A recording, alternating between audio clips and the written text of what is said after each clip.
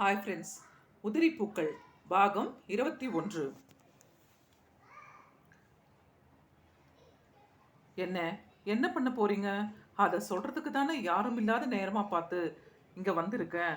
அன்னைக்கு என்னை உதாசீனப்படுத்தி மூஞ்சில துப்பி கண்ணத்தில் அரைஞ்சு அரிவாள் மனையால என் தோள்பட்டியை வெட்டிட்டு ஓடி வந்தியே, அப்போ எவ்வளவு நான் துடிச்சிருப்பேன். அதை விட பல மடங்கு நீ துடிக்கணும், அழணும். அவர் கண்களில் சிவப்பு,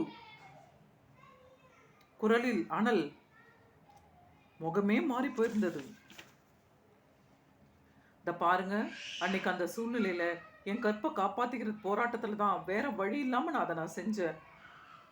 நான் செஞ்சது தப்பு தான். அதுக்காக உங்க காலில் விழுந்து வேணாலும் மன்னிப்பு கேட்டுக்கிறேன். என்னை விட்டுருங்க.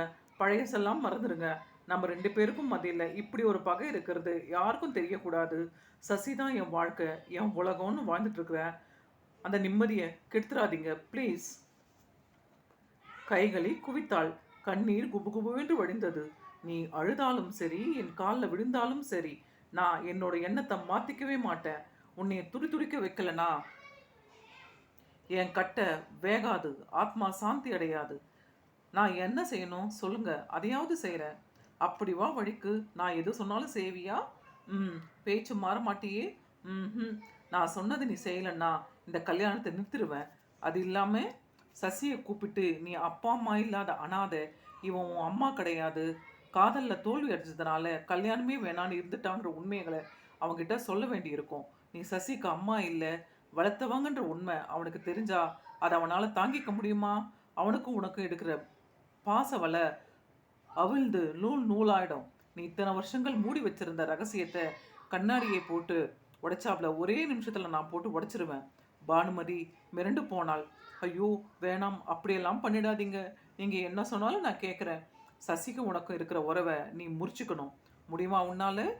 அலறினாள் பானுமதி. இந்த உலகத்தில் நீ அதிகமாக நேசிக்கிற ஒரே ஜீவன் சசி.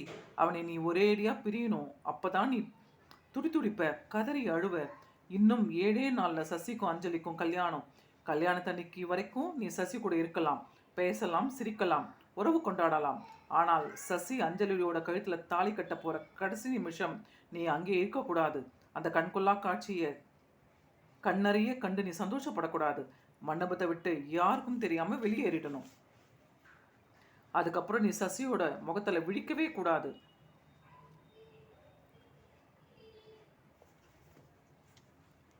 பானுமதிக்கு தூக்கி வாரி போட்டது.